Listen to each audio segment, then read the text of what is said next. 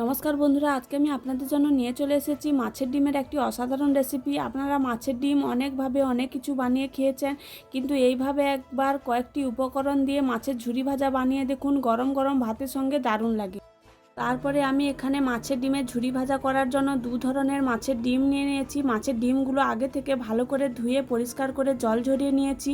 তারপরে এর মধ্যে দিয়ে দেব কিছুটা পেঁয়াজ কুচি, কাঁচা লঙ্কা কুচি, একদম মিহি করে কুচি করে রাখা আদা, অল্প একটু রসুন দিয়ে ওর মধ্যে দিয়ে দেব পরিমাণ মতো হলুদ গুঁড়ো, লঙ্কার গুঁড়ো, স্বাদ মতো লবণ আর অল্প একটু সর্ষের তেল দিয়ে দিতে হবে, কারণ এখানে সর্ষের তেলটা দিতেই হবে। কাঁচা মাছের ডিমের যে আঁশটে গন্ধটা করে ভাজার পর নাকে লাগে, ওটা আর সর্ষের তেল মাখিয়ে রাখলে ওটা আর লাগবে না।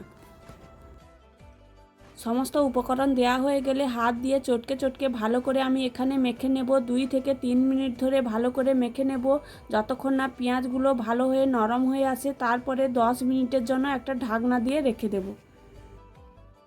10 মিনিট পর গ্যাসের মধ্যে একটা কড়াই বসিয়ে দেব। ওর মধ্যে কিছুটা সর্ষের তেল দিয়ে তেলটা ভালো হয়ে গরম হয়ে এলে আগে থেকে মাখানো মাছের ডিমটা দিয়ে দেব। ডিমগুলো অল্প আঁচে উল্টে পাল্টে ভালো করে লাল লাল করে ভেজে নিতে হবে, যাতে আদা রসুনের কাঁচা গন্ধটা চলে যায় এবং পেঁয়াজ আর মাছের ডিমটা একদম লাল লাল হয়ে ভাজা হয়ে যায়। লাল লাল করে ভেজে নামিয়ে নিলে একদম রেডি হয়ে যাবে গরম গরম ভাতের সঙ্গে পরিবেশন করার জন্য মাছের ডিমের ঝুরি ভাজা। ছোটদের তো এই রান্নাটা খুবই প্রিয়, বড়দেরও পছন্দ হবে। এইভাবে একবার বানিয়ে দেখুন। ভিডিওটি ভালো লেগে থাকলে আমার চ্যানেলটি সাবস্ক্রাইব করে দেবেন।